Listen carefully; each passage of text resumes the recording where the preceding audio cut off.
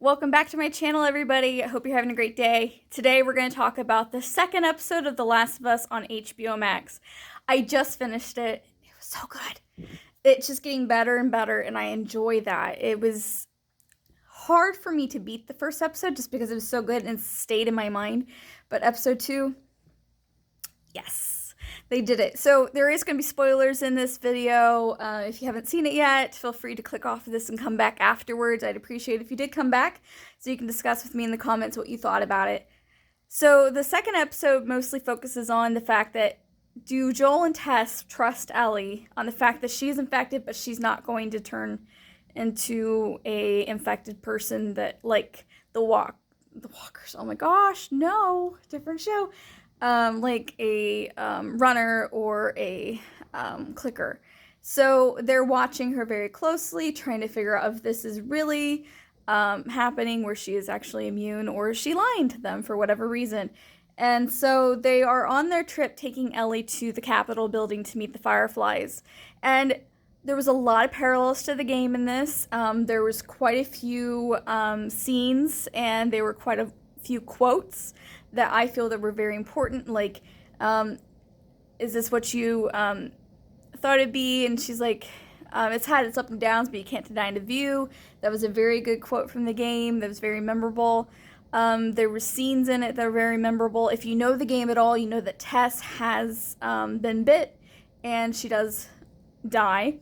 And they did that this episode. So Tess was bit, and she died in the episode.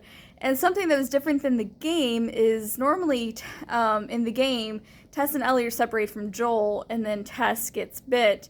In this part, Joel and Ellie get separated from Tess, so we do not see what could be the implied moment when she was bit. We see everything afterwards. I did appreciate that she had a little bit more, there was more acknowledgement that something was not right with her. Just the way she acted, her mood, her tone, everything changed, the way she was moving. She was very different, and you could tell because she was in pain, and she was worried, and you knew that there was something that was up. And in the game, it really wasn't like that. Now, that could be for multiple reasons. So the game could have been that way because, one, they didn't want to show you a hint that there's something wrong. Even though there's like this uneasiness feeling of it, you can tell there's like, but you can't tell, but you can't figure out what it is. So you can't figure out right away, oh, she's infected now. So it's like supposed to be like a moment. And also, it could have been just, it was hard to communicate the emotion through the game just because of like facial expressions and things. You could tell the Tess is stressed out, especially when they go to the Capitol building and they find out all the Fireflies are dead that they were supposed to meet up with, and that's when Tess starts to panic. She's looking for a map. She's trying to figure out where they're supposed to go because she wants this to be something. It needs to be worth something because she says this is real, because in this video, in the show, they actually changed it up a bit. Ellie gets bit again as well, which I thought was funny. They had her be bit again. And in the video game, she's not bit in the first video game again. She does get bit again in the second one. Spoiler alert for the second game if you've not played it. She does get bit in this one. And so it was kind of implied like, oh, well, maybe they're going to change it a bit because it was like very upfront that Ellie got bit again. She's like, really? And I laughed because I was like, they would have her bit again. So I thought that was interesting. And it was kind of like a benchmark, I believe, though. It was like a reference point because normally in the video game she says, show me your arm, and Ellie shows her arm. And she says, this was 3 weeks ago, I was bitten an hour ago, and it's already worse. This is real.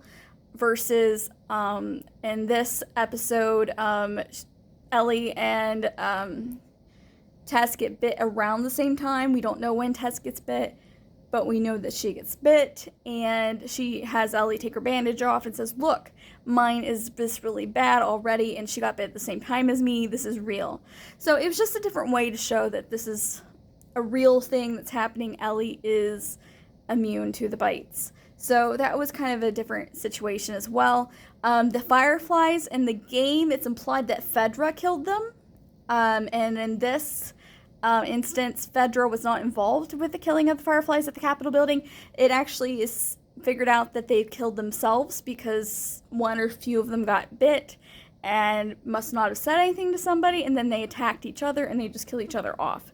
That's what's implied in the show. So that was a little bit different. That's why probably there wasn't much communication for Fedra to show up, because in the video game Fedra shows up back up, and that's why they have to leave the Capitol building and have to leave Tess behind, and Tess sacrifices herself since she's dead anyway, to save Ellie and Joel. Now in this in the show, what's a little bit different is the cordyceps can communicate with each other.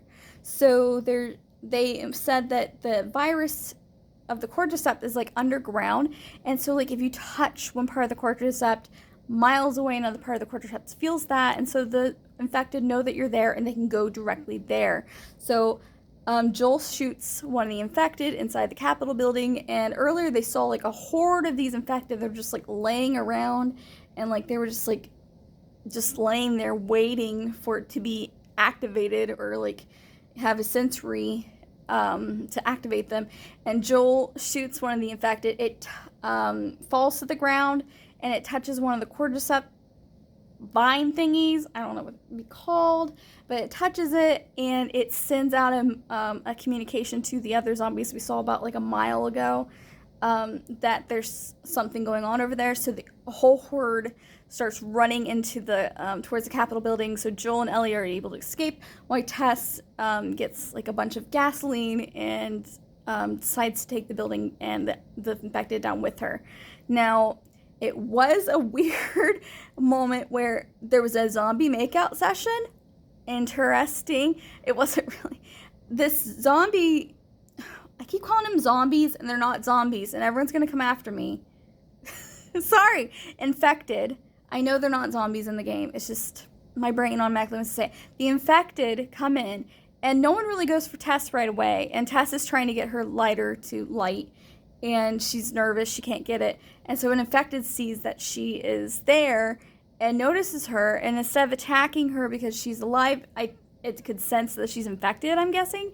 And so it went up to her, and it basically put its mouth up against hers. He put his mouth against hers, and not spores, but those virusy thingies, those cordyceps things, go into her mouth like they're making out. Weird. I didn't expect that. Didn't need that. Ew. But okay, fine. Another thing that happened was the beginning of the episode. So I don't know if this is going to be a theme where the beginning of every episode is going to have something new or something different that's separated from the game. So the first one was the talking with the two scientists about the fungal infections and how fungal spores and things like that could be more deadly than a virus. And then we go to this episode where we are in Jakarta, Indonesia, and that is to be said where Ground Zero is. That is where it is believed the first outbreak started. And that was something I didn't talk about in my last episode. There is a bunch of theories that came up since the first episode aired, and so I want to talk about that a little bit too. So Jakarta, Indonesia is a big flower production area. And so they're saying that the spores and the fungal infection is inside of the flower. And so that's what spreads it so fast and so suddenly. And Joel and Sarah and Tommy had so many opportunities that day to get infected from the flour, because Joel didn't have pancake powder, so they couldn't have pancakes for his birthday. They made raisin cookies at the neighbor's house, and Sarah didn't want them because they weren't chocolate chip. There's flour in that. Joel didn't remember to bring home a birthday cake, so there wasn't any birthday cake, so there wasn't flour in the birthday cake. Grandma, who attacked her wife and I'm assuming husband, they were basically force-feeding her biscuits. There's flour in biscuits. So it was a whole theory and a theme that they came that close to death, but they didn't, but that's how it spread. And it's not confirmed. I mean, if you listen to the interview that Troy Baker does at the end on a separate, a podcast, and he does it with the two, Neil Druckmann and the other creator, Craig, I think, they talk about that. They don't confirm that that is definitely what happened, but it is something that could have caused it, but I appreciate that they're not definitely saying, yep, that's what happened, because then it makes it a little bit more like it is in the game, where we just don't know, it just happens. And then the other thing that happened, so we went to Jakarta, and we met this, like, professor scientist, and she is finding out that there is a flower plant that had 14 workers go missing after there was like an attack on them. One of the workers basically went crazy, started attacking people, bit like 3 people. People died. The people that were bit, they took under their care, and then they ended up going crazy as well, so they had to kill them. So it was like an autopsy scene, but it wasn't really an autopsy scene. It was just a naked dead lady there, and she was looking at her body, and then so she found like the what are they? The spore thingies. What can I call them? They're not spores, because we took the spores out. The little tentacle things. I gotta call them tentacle things. So she took like some tentacle things, and they were still moving, even though the infected person was dead. So that started the episode, and the lady's saying, because the military is asking her, you know more about this. What do we do? How do we stop this? And she basically said, it's too late. Bomb. Just bomb this whole place. That's the only way you're going to stop this. And I don't know if they did or not, because we don't know, because at the end of that scene, she says, take me home to my family. I want to be with them before we all die. And she's basically saying, it's too late. And so we don't know if they actually did bomb Indonesia. Clearly by that time it was too late anyway, because it spread all the way to a different country, our country, the United States, and it was in Texas at least. So clearly it was too late. But she said that was the only way we're going to stop it, is if you kill all of us. And I found that very interesting, a very powerful scene. Something that I enjoyed having a little bit more of a context to the world around us. Next week, we get to meet Bill and his significant other, Frank. We're going to see how they meet, it looks like. We got to see a preview and how they met. And then, like, interactions with Joel. So, we're moving a little fast. In my opinion, we're moving a bit fast. There's only 9 episodes, so that makes sense that we're moving fast. I guess I just assumed we weren't going to kill Tess yet. Because once we kill Tess in the game, things start rolling. Like, things really start going fast. So I'm not sure what's going to be happening. I have a feeling we're going to be meeting Ellie's mom soon, which is supposed to be played by Ashley Johnson. And I think we're going to meet Anna soon, which is Ellie's mom, and get that background story with her and Marlene. It's just a thought. We also have, like, Riley and Ellie's background story we're waiting for. We're still waiting for our scenes with at the college, and we still have the scenes with, what is his name? The stupid evil predator guy.